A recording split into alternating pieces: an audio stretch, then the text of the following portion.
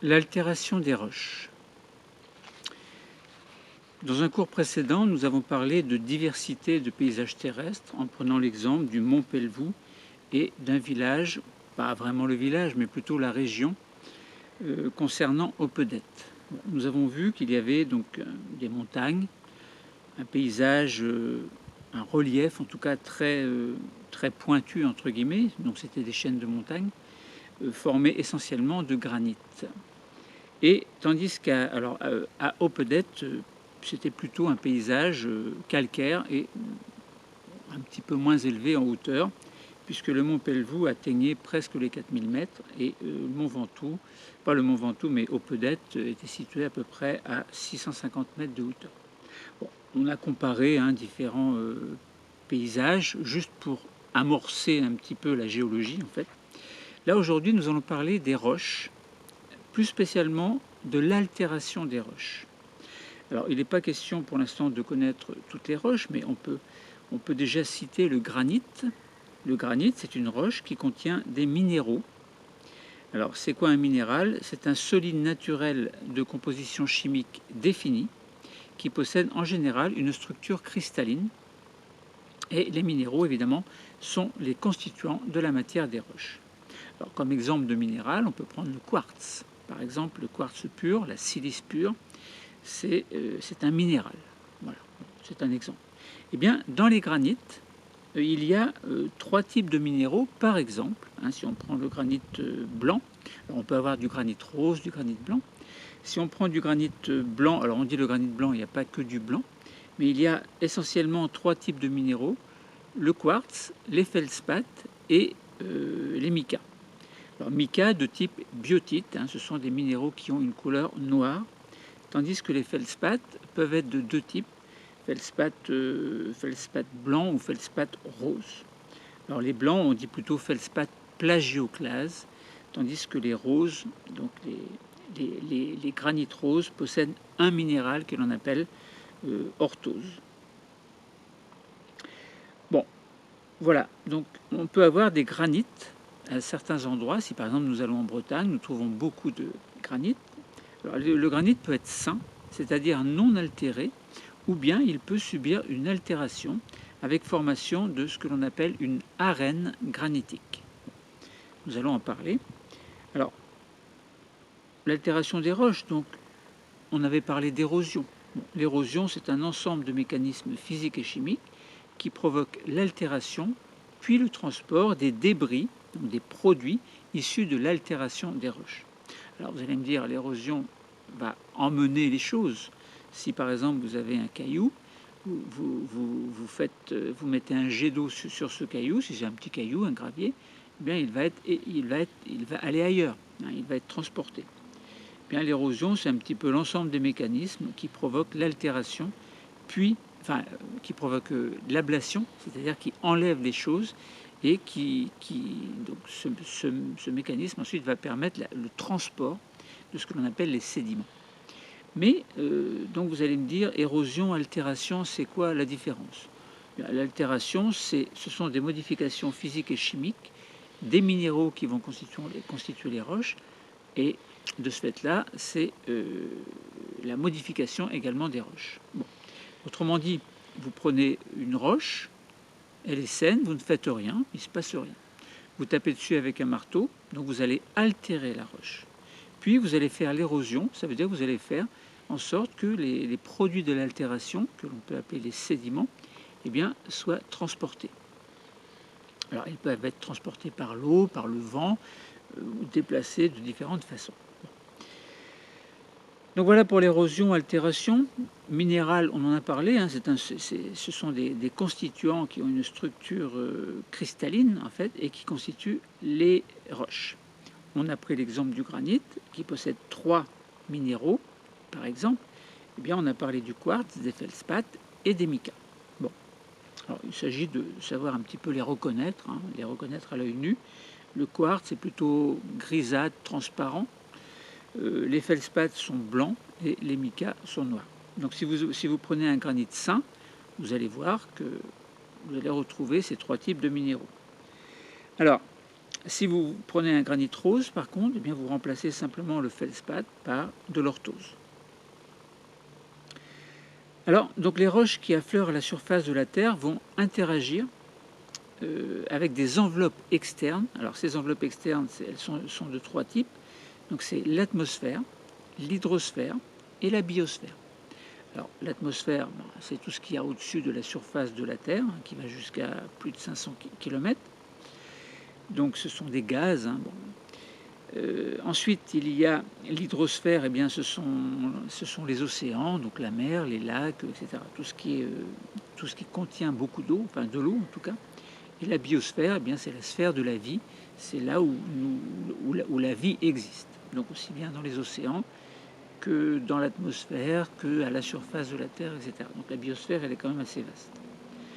Bon, donc ça veut dire que les roches qui affleurent en surface vont interagir avec ces 3 types d'enveloppes et bien sûr vont subir une altération, c'est-à-dire des transformations plus ou moins lentes. Donc on avait parlé d'érosion, on avait parlé d'altération, en proposant d'abord l'altération, puis l'érosion des roches et donc des minéraux en parallèle, qui vont peut-être également subir des transformations. Nous allons voir ça tout à l'heure. Alors on peut se poser la question, comment se manifeste l'altération d'une roche et quelles en sont les causes? Alors, les causes, on a parlé un petit peu des causes, ça peut être l'eau, ça peut être le vent, ça peut être le gel, ça peut être plein de choses en fait. Bon. Essayons de préciser un petit peu. Donc nous allons parler donc 4 points à développer. Les roches saines et les roches altérées. Nous allons voir un petit peu la différence en prenant l'exemple du granit. Ensuite, l'eau. On va voir que c'est le principal agent d'érosion, d'altération chimique, puis d'érosion. Puis nous allons voir que quelquefois de nouveaux minéraux se forment. On parle, donc, au cours de l'altération, on parle de minéraux secondaires. Et vous allez voir que l'argile fait partie de ces minéraux secondaires. Et puis il y a d'autres agents d'altération des roches. Nous allons prendre l'exemple de racines, du gel et du vent. Alors commençons par essayer de résoudre ce problème, c'est-à-dire comment se manifeste l'altération des roches et quelles en sont les causes, en commençant par voir roches saines et roches altérées. En milieu tempéré, un affleurement de granit sain se désagrège lentement. C'est ce qu'on appelle une altération, en fait. Donc l'altération, définition de l'altération, on l'a dit, modification physique et chimique des minéraux constituant les roches, et donc modification chimique et physique en parallèle des roches. Puisque si les minéraux de la roche sont attaqués, sont abîmés, sont altérés, on va dire altérés, eh bien ça veut dire que la roche elle-même est altérée. Bon. Donc cette altération qui correspond à l'ensemble de mécanismes physiques et chimiques qui transforment les roches et les minéraux, en fait, vont se produire surtout le long de ce que l'on appelle des diaclases. Alors, c'est quoi une diaclase? Nous l'avons vu dans un cours précédent. Ce sont des cassures dans les roches, mais sans mouvement des parties qu'elles séparent. Ça veut dire que vous avez deux parties de roches qui forment la même roche, mais entre les deux, il y a un petit espace qui s'est formé pour X raisons, mais qui fait partie de la roche. Et c'est un espèce de vide, en fait, et ce vide s'appelle une diaclase. Donc les diaclases se forment sans séparation des parties. Pourquoi? Parce que si vous prenez la roche, imaginons, vous prenez une roche saine, vous prenez un grattoir et vous grattez un petit peu de la roche. Vous allez enlever, vous allez altérer une partie de la roche. Mais vous n'allez pas forcément séparer les deux parties de chaque côté. Vous faites simplement une altération. Eh bien, si vous continuez à gratter, vous allez arriver à former une espèce de fente, une espèce de trou, mais qui ne sépare pas, qui n'est pas prêt à séparer les deux parties, de part et d'autre, de la fente. Eh bien, cette partie que vous avez creusée dans la roche s'appelle une diaclase. Bon, voilà pour diaclase. Bon, donc dans le granit sain, normalement, il n'y a pas de diaclase. Mais pour X raisons, il arrive un moment où des diaclases se forment. Pourquoi? Parce que l'altération se poursuit. Enfin, commence puis se poursuit. Donc les différents minéraux qui vont composer le granit, donc c'est-à-dire le quartz, les feldspaths, plagioclases par exemple, ou orthoclases, et les micas, ne sont pas tous très résistants à l'altération. Et de la même façon que vous avez gratté un peu une roche avec quelque chose, un outil, eh bien, les éléments qui vont faire en sorte qu'il y a une altération vont détacher ces minéraux de la roche. Et donc, du coup, les minéraux se trouvent entraînés vers le bas. Alors, si l'altération se fait dans une diaclase, eh bien, ça veut dire que les minéraux vont pouvoir s'accumuler dans ces diaclases, en attendant d'être transportés par un agent de transport, comme l'eau par exemple.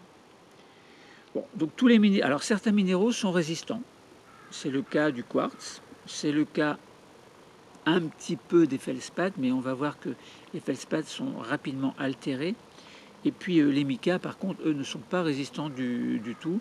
Et on verra qu'on a l'apparition de minéraux argileux, donc qui va se faire suite à l'altération des minéraux. Donc cette altération va progresser, donc des fissures vont se former et vont remplir peu à peu, ces minéraux qui se détachent en fait vont remplir peu à peu donc les diaclases, et tout doucement le granit va se désagréger, plus ou moins, un peu au début et de plus en plus, pour former ce que l'on appelle une arène granitique. Une arène granitique, ça veut dire que c'est formé par une espèce de sable qui contient les minéraux du granit. Donc voilà, donc, de ce fait-là, ces blocs de granit qui se forment, donc si vous regardez une image d'une arène granitique avec des blocs de granit altérés correspondant donc à un granit, à une région où il y a des granites, et vous voyez que par endroits il y a du sable.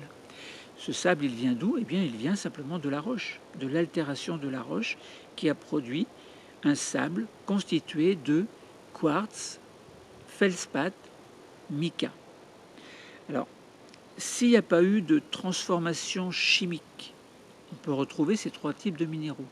Mais si d'autres agents se sont mis à transformer eux-mêmes certains minéraux fragiles, eh bien, ça veut dire qu'on va avoir l'apparition de minéraux secondaires, nous le verrons tout à l'heure, et l'argile en fait partie. Et de ce fait-là, certains minéraux fragiles vont disparaître. Mais le quartz, lui, ne disparaît jamais. Il est très solide, très résistant à l'altération. Alors, je vous propose que vous regardiez, vous trouvez un granit, donc 3 photographies. Donc vous voyez à l'œil nu, vous regardez à l'œil nu, ou simplement vous prenez 3 roches, donc un granit sain, un granit altéré, et de l'arène granitique, c'est-à-dire du sable en fait, qui provient de l'altération du granit. Donc vous prenez ces 3 choses, vous regardez bien, et vous allez voir que dans le granit sain, donc que vous avez prélevé au cœur d'un bloc, admettons, ou simplement une roche que vous avez au laboratoire, eh bien vous voyez du quartz, du feldspath et du mica.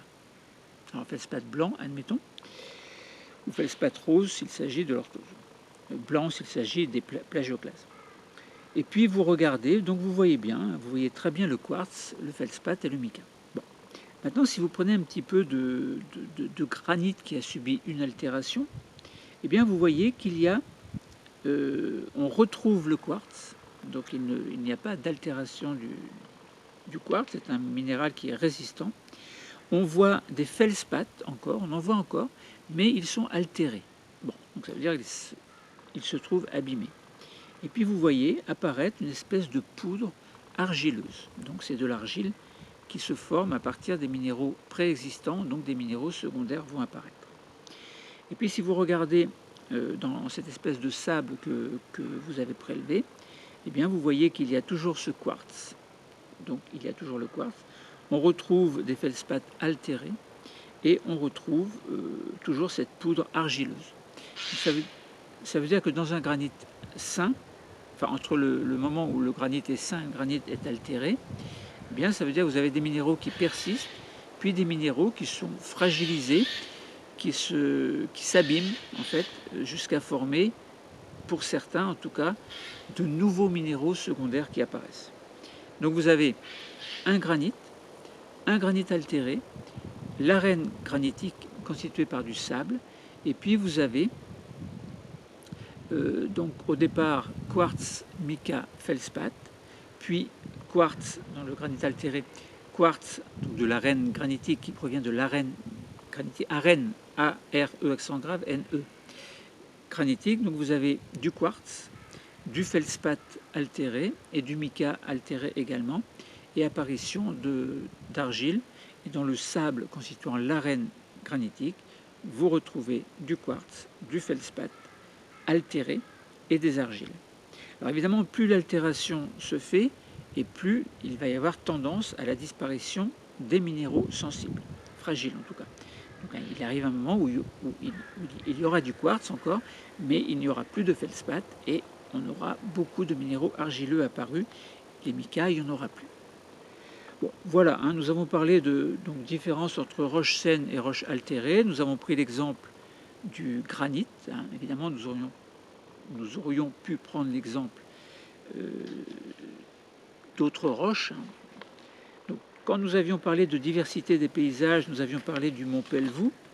Nous avons dit qu'il y avait du granit, hein, et nous comprenons bien qu'il y a dans cette montagne une altération des granites. Et on avait parlé également de l'aiguille des Drus dans le massif du Mont Blanc, en parlant un petit peu des zones de ruissellement, eau de pluie, des fractures, des talus, des boulis, etc. Et là, on comprend mieux ce qui se passe. Bon, voilà. Maintenant, l'eau est un agent très important, c'est même l'agent principal de l'altération chimique des roches. Alors, on va prendre un exemple d'un endroit qu'on appelle la Moselotte, qui est un affluent de la Moselle et qui prend sa source dans les Vosges, au sein d'un massif granitique. Donc ça veut dire que là, vous allez avoir toujours une altération du granit, alors avec les minéraux dont on a parlé tout à l'heure, mais en plus, vous avez l'eau qui va agir. Alors que tout à l'heure, on a dit qu'il y a juste un bloc de granit, puis avec le temps, des diaclas se forment, des minéraux se trouvent altérés, on a une arène granitique, mais on n'a pas dit qu'il y avait un transport, on n'a pas dit qu'il y avait l'action de l'eau. Alors bien sûr, quand il pleut sur l'arène granitique, enfin sur le bloc de granit, l'eau va s'infiltrer et va avoir tendance à faire ce que l'on appelle l'érosion, donc à détacher, donc à faire ce que l'on appelle une ablation, puis à transporter le sable granitique. Donc là, on voit que donc un affluent de la Moselle, donc la Moselotte, bon, dans les Vosges, massif granitique, l'eau de pluie qui s'infiltre dans ce massif va traverser les roches et va transformer les minéraux altérables. Alors tout à l'heure on a dit altérables, on pense à feldspath, on pense à mica, mais on sait que le quartz est résistant. D'ailleurs, il y aurait des applications importantes dont on ne parlera pas ici par rapport à ce quartz. Alors, donc, on a du granit au départ, c'est-à-dire quartz, feldspath et mica, et avec de l'eau qui entraîne plus ou moins, donc qui va agir sur les granites. Hein. Donc l'eau s'écoule de l'amont vers l'aval. Donc ça veut dire qu'elle va aller sur ces morceaux de granit. À un moment donné, elle va être en contact avec le granit. Donc on comprend bien que l'eau va provoquer une altération, puis une ablation, puis un transport. Autrement dit, une érosion. Eh bien, on s'aperçoit que l'eau, également, va former ce que l'on appelle toujours l'arène granitique, avec du quartz, des argiles. On verra aussi qu'il y a apparition d'oxyde de fer et de certains éléments solubles. Alors, on peut s'amuser à comparer la concentration de quelques ions en milligrammes par litre entre l'eau de pluie et l'eau de la Moselotte. Alors, dans l'eau de pluie, il y a du sodium, du potassium, du calcium, du magnésium.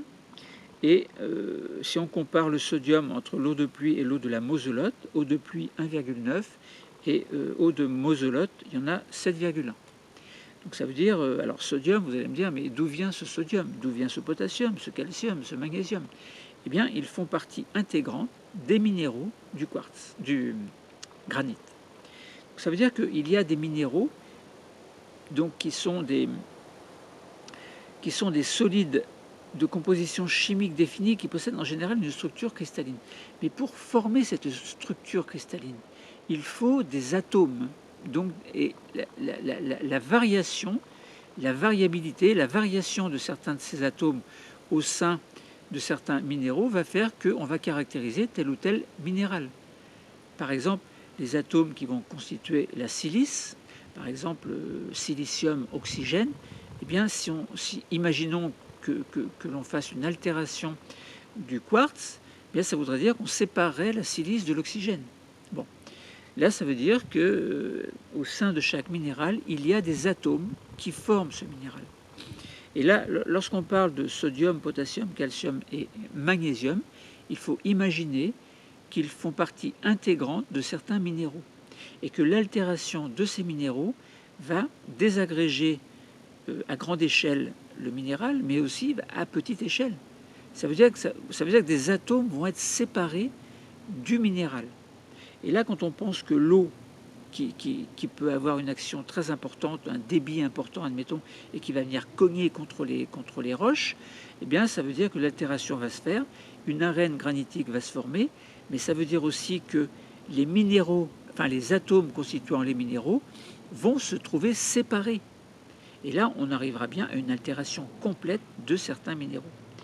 Donc, si on regarde le sodium, eh bien, dans l'eau de la Moselotte, il y a 7,1 contre 1,9 dans l'eau de pluie.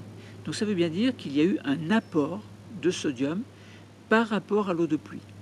Donc apport de sodium dans la Moselotte, c'est-à-dire l'affluent de la Moselle. Potassium, même principe. 0,3 dans l'eau de pluie et presque 2 dans l'eau de la Moselotte. Donc ça veut dire que du potassium a été arraché du minéral pour se retrouver sous forme dissoute, on va dire, dans l'eau. Le calcium, 1,4 contre presque 6, donc c'est le même principe. Donc, du calcium faisait partie des minéraux et a été arraché, et a été séparé du minéral. Magnésium, on a 0,3 contre 0,8, donc pareil, même principe. Donc vous voyez que dans l'eau de pluie, il y a des minéraux. Mais si on regarde dans l'eau de la Moselotte, ces mêmes minéraux se retrouvent en concentration plus importante et on comprend très bien que les minéraux se sont trouvés désagrégés, leurs atomes se sont libérés, se sont trouvés à l'état dissous dans l'eau. Maintenant, on peut s'amuser à comparer la masse de divers éléments dans 100 cm3. Alors, dans le granit et dans l'arène granitique évidemment. Le silicium, on va parler du silicium, de l'aluminium, du fer, du magnésium, du sodium, du potassium. Donc ce sont des atomes, des éléments chimiques. Granit, arène. 85 silice contre 84. 84,9, donc entre l'arène et puis le granit sain, on s'aperçoit qu'il y a la même masse de silice, de silicium plutôt. Alors, ne pas confondre silice et silicium. Silice, ce serait plutôt formule générale SiO2, admettons, et silicium, c'est l'atome pur. Donc, silicium, eh bien, il y a 85 dans les deux cas. Donc, il n'y a pas eu d'altération du minéral quartz, puisque le quartz est constitué de silicium et d'oxygène. Bon, pas que ça, il y a d'autres minéraux, il y a aussi aluminium, etc. Bon, mais ça, moi je vous donne la formule générale, c'est SiO2 en gros, donc 2 atomes d'oxygène pour 1 atome de silicium. Mais ça, attention, c'est la formule générale. Les formules sont très très très compliquées lorsque l'on parle de minéraux. En fait, attention. Aluminium, 21 dans les deux cas. Pas d'altération, enfin on retrouve de l'aluminium dans le granit sain et dans l'arène. Fer, eh bien 5,2 dans le granit sain et dans l'arène il y a des traces étranges. Magnésium pareil, 1,8 et traces.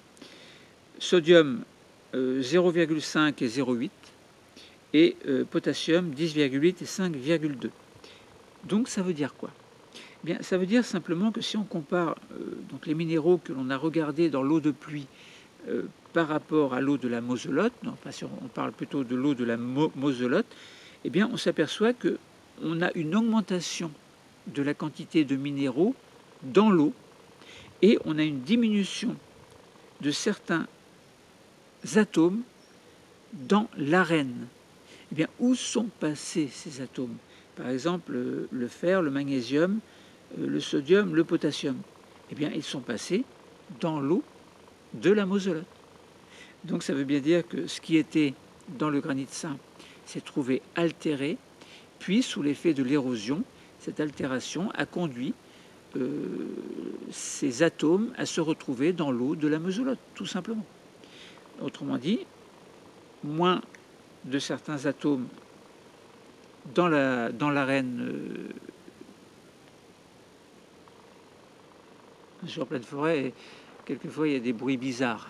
Donc, sangliers, il peut y avoir des biches, enfin des chevreuils plutôt, des chevrettes. Donc il est une heure assez tardive, donc je me méfie un peu qu'un sanglier ne vienne pas me chatouiller les pieds. Bon, donc là vous avez compris, hein. Donc je résume un petit peu de manière globale. On a un granit sain qui devient altéré. Les produits de l'altération se retrouvent sous forme de sable et l'ensemble formant ce que l'on appelle une arène granitique.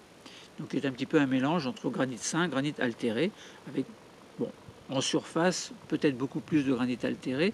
Alors ça dépend des régions évidemment, ça dépend de plein de choses.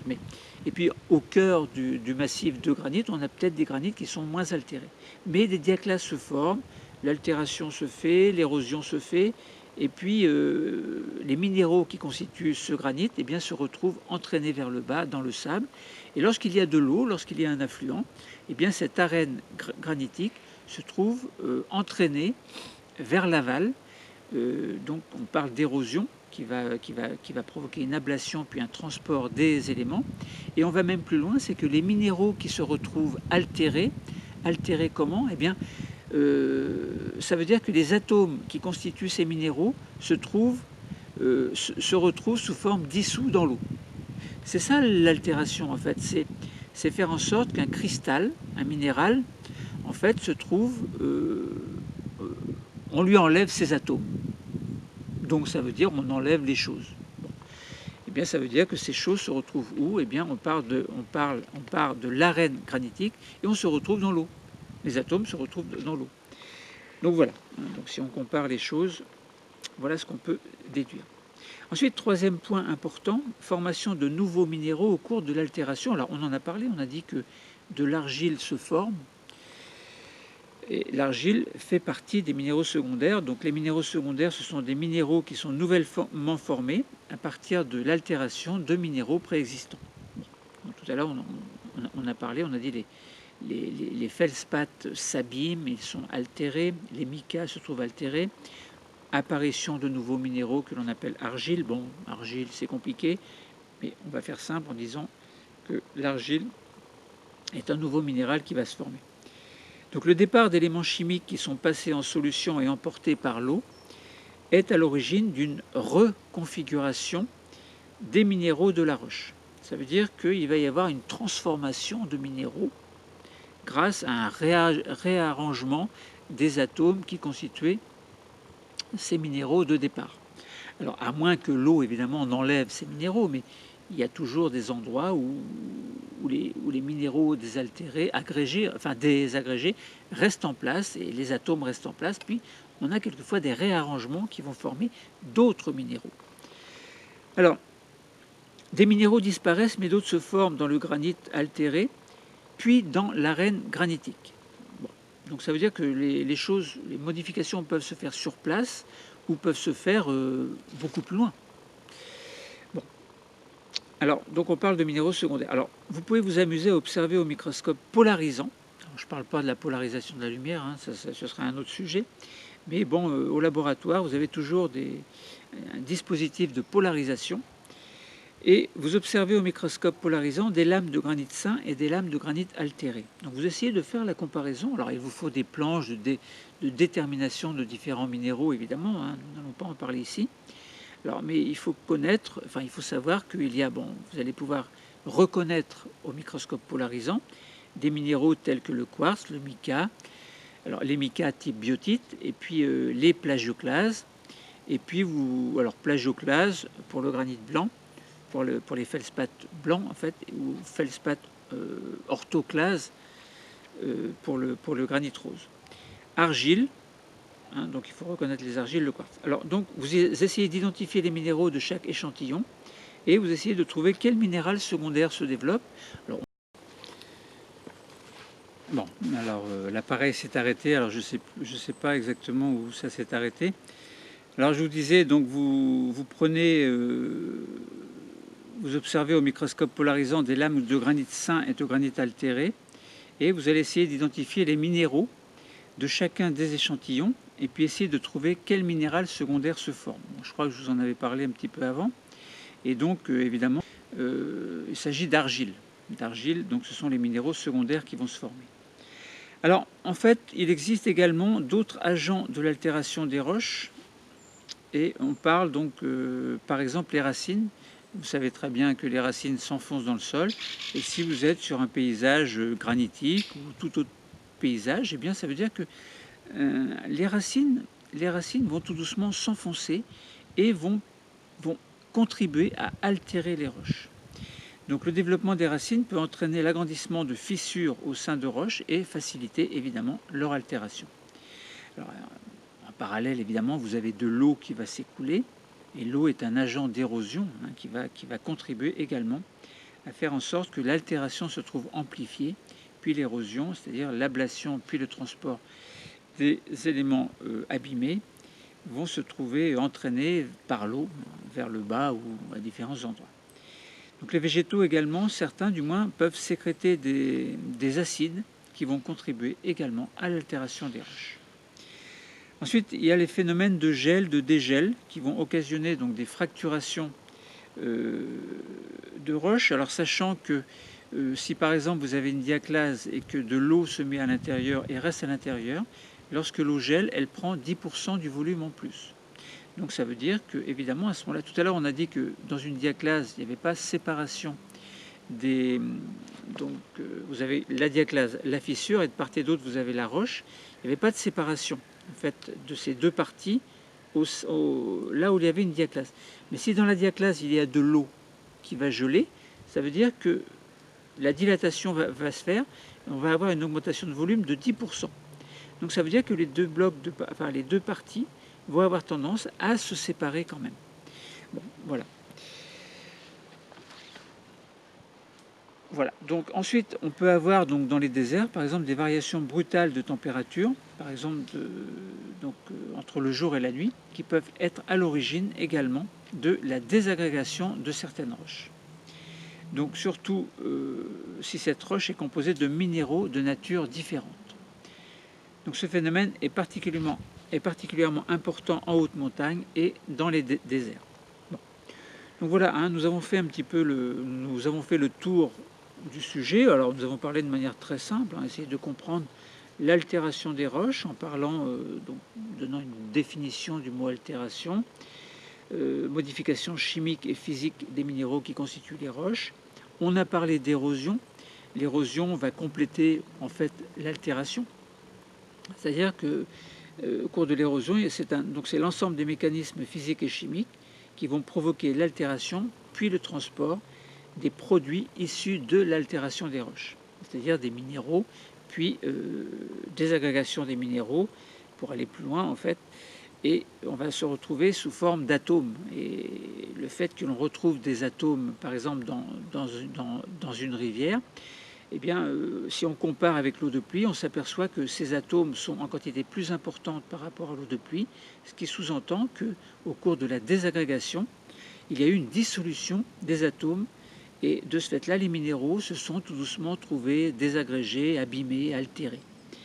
Bon, voilà.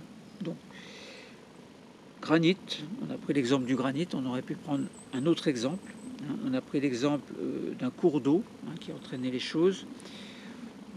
Voilà, on a comparé grâce à des dispositifs de polarisation, eh bien, les minéraux sains des minéraux, les minéraux au sein d'une roche saine, et avec apparition d'un nouveau minéral, un minéral secondaire à partir des minéraux qui étaient là en premier en fait, et que l'on avait appelé l'argile. Puis d'autres agents d'altération, donc les racines, le gel, différence de température, etc., contribuent à altérer les roches. Bon, je pense que nous avons bien compris comment, ce ce qu'était l'altération des roches et les causes, comment se manifestait l'altération des roches, quelles en sont les causes. Bon, vous connaissez le sujet maintenant, Le cours est terminé. Merci.